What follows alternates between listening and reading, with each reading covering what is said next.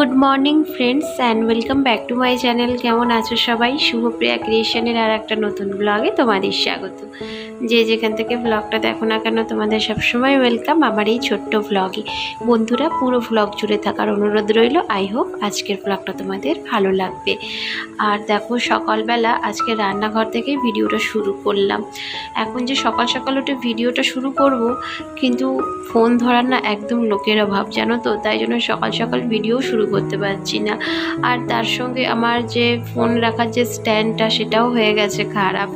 তাই জন্য একটু বেশি প্রবলেম হচ্ছে ভিডিও বানাতে। তো যাই হোক, এখন দেখো, দেখলেই তো রান্নাঘরে একটু মসুর ডাল আমি বসিয়ে দিলাম গ্যাসে। আর এখন একটু উচ্ছে ভাজাও করব, তো তার জন্য কাটাকুটি করে নিচ্ছি। আর এখন ঘড়ির কাঁটায় বাজে সকাল 9টা।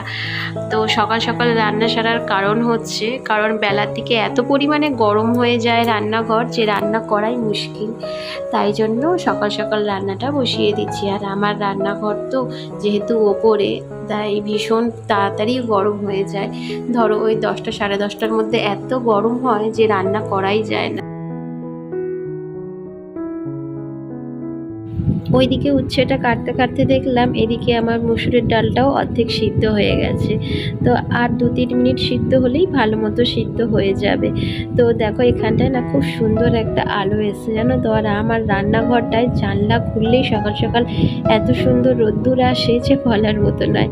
তো যাই হোক, এখন দেখো আমি চলে এসেছি ছাদে কাপড় চোপড় নিয়ে মেলতে। আর এই শাড়িটা না আগের দিন আমি পরেছিলাম, মানে ভিডিও বানাচ্ছিলাম, কিন্তু আমার জন্য মনে হলো যে ভিডিও বানাতে বানাতে এটাকে আমি ধুয়ে কেচেই তুলে রাখবো। কারণ এই নিয়ে, মানে কালকে নিয়ে এটাকে আমি 2বার পরেছি, কিন্তু আমার ধোয়া হয়নি। আর আমার আবার জামা কাপড় না ধুয়ে আলমারিতে আমি তুলি না। কারণ কি বলতো, পুজো আচ্ছা যখন কিছু কাজকর্ম থাকে, তখন তো আমাকে ধোয়া কাচা জিনিসই পরতে হয়। তাই মনে থাকে না যে কোনটা ধোয়া কোনটা আবার না ধোয়া। তাই জন্য একেবারেই বের করলে ধুয়ে কেচে তারপরই একেবারে আলমারিতে তুলি।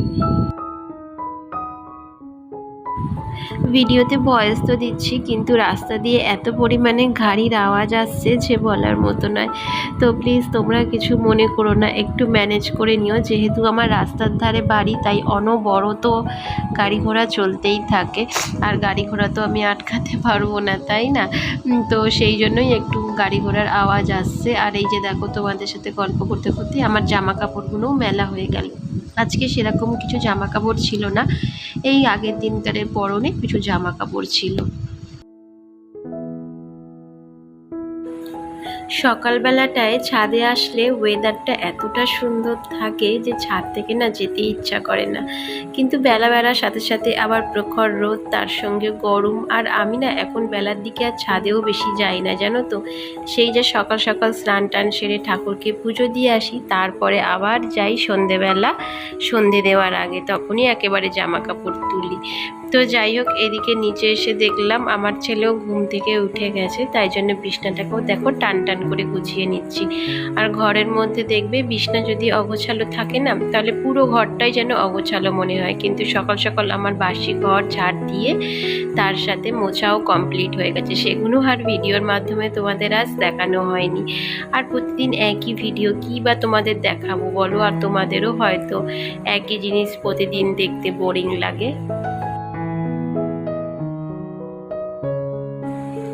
আর কয়দিন পরেই তো পয়লা বৈশাখ, তারপরে আবার নতুন করে সব ঘর বাড়ি আমাকে পরিষ্কার করতে হবে। কার কার ঘর বাড়ি পরিষ্কার করা কমপ্লিট হয়ে গেছে বা করছো, অবশ্যই কমেন্ট করে জানিও। আর আমি তো কিছুতেই এখনো পর্যন্ত হাত দিতে পারিনি, কারণ আমার সামনে ছেলের পরীক্ষা, মানে গতকাল থেকেই আমার ছেলের পরীক্ষা। তাই ভাবছি ছেলের পরীক্ষা কমপ্লিট মানে হবার পরই আস্তে আস্তে সমস্ত কাজে হাত লাগাবো। আর চেষ্টা করছি যে আজকের কিছুটা ধোয়া মোছা করতে। যেমন এই যে রান্নাঘরের আমার এই থাকটা, এখানটায় না বেশ ভালোই ধুলো পড়েছে, তোমরা হয়তো দূর থেকে দেখেই বুঝতে পারছো। তো ভাবছি কি আজকের এই তাকটাকে একটু ভালো করে পরিষ্কার করে নেব। এটা না আমি প্রতি সপ্তাহতেই পরিষ্কার করি, জানো তো।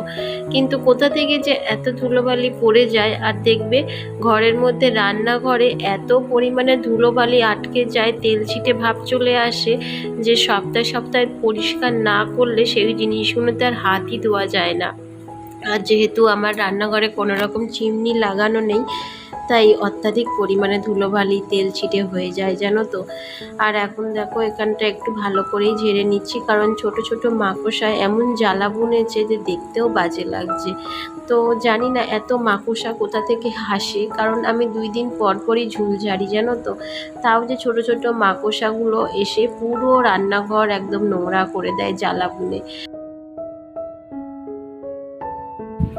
পয়লা বৈশাখের হাতে গোনা আর মাত্র কয়েকটা দিন, কিন্তু আমার না এখনো পর্যন্ত কোনো কেনাকাটি থেকে শুরু করে ঘর বাড়ি কিছুই পরিষ্কার করতে পারিনি, কারণ নিজের শরীরও ভালো ছিল না, আর তার সাথে ছেলেরও পরীক্ষা পড়েছে। আর কি বলতো, মন মেজাজ ভালো না থাকলে না কেনাকাটা ঘর বাড়ি পরিষ্কার করা এগুলো না একদম করতে ইচ্ছা করে না জানো তো।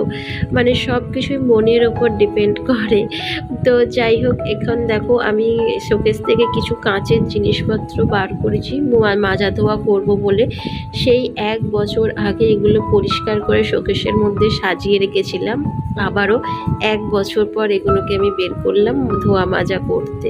আর কাচের জিনিস তো দেখবে খুব তাড়াতাড়ি না ধুলো মানে বোঝা যায়, যতই শোকেসের মধ্যে পরিষ্কার পরিচ্ছন্ন থাকুক না কেন। এখানে যত কাচের কাপ আর গ্লাস দেখতে পাচ্ছ, এগুলো না সব আমার বরের কেনা জানো তো। ওর খুব মানে একটা শখ কাচের জিনিস কেনা। মানে আমি না প্রথম এই ধরো কোনো ছেলেকে দেখলাম যে কাচের জিনিসের উপর এতটা তার লোভ থাকতে পারে। ও যখনই মেলায় যায় তো তখনই না একটা দুটো করে কিনতে কিনতে দেখো কত কাচের কাপ, গ্লাস, আর তার সাথে কাপও রয়েছে। তো মাঝে মধ্যে না আমার ভীষণ বিরক্তও লাগে জানো তো, কারণ কি বলতো এগুলো তো পরিষ্কার পরিচ্ছন্ন আমাকেই করতে লাগে। ও তো এনেই খালাস, কিন্তু সমস্ত কিছু গোছানো, তার সাথে পরিষ্কার পরিচ্ছন্ন করা, সাজিয়ে রাখা সব কিছুই তো আমার দায়িত্ব, তাই না? তো দেখতে তো ভালোই লাগে দূর থেকে, কিন্তু আমার শোকেসটা না মানে অনেক দিনকারের পুরানো, আর রং করাও হয়নি, তাই অতটাও না দূর থেকে ভালো লাগে না। ভাবছি এটাকে নায় রং করবো, নায় পুরোপুরি চেঞ্জ করে দেব। আর এই যে কাপগুলো দেখতে পাচ্ছ, এগুলো হচ্ছে স্টিলের কাপ। এগুলো না আগেকার দিনকারে খুব চল ছিল জানো তো। আর এই কাপগুলো আমার শাশুড়ি মার ছিল, তাই আমি খুব যত্ন সহকারে রেখে দিয়েছি। দেখবে পুরনো জিনিসের ঐতিহ্যটাই আলাদা থাকে। আর এই ব্লু কাপগুলো দেখলে এগুলো সব আমার বরের কেনা মেলা থেকে। তো চলো, এই যে আমার শোকেসটা গুছানো একেবারে কমপ্লিট হয়ে গেছে। আর এখন স্নান টান সেরে ছেলেও স্কুল থেকে চলে এসছে, ওকে ভাত খাওয়াতেও বসে গেছি। আর এখন ঘড়ির কাঁটায় বাজে দুপুর 2টো। তো এই সমস্ত কাজকর্ম করতে করতে আমার দুপুর 2টোই বেজে যায়। আর তার সঙ্গে ছেলে আসলে ওকে স্নান করানো, খাওয়ানো, আর নিজেদের ভাত খেতে খেতে দুপুর 2:30। তো আমার ভিডিওগুলো কেমন লাগছে অবশ্যই কিন্তু কমেন্ট করে জানিও। তো আজকের জন্য ভিডিও এখানেই শেষ করলাম, আবার দেখা হবে নেক্সট ব্লগে খুব তাড়াতাড়ি। ততক্ষণের জন্য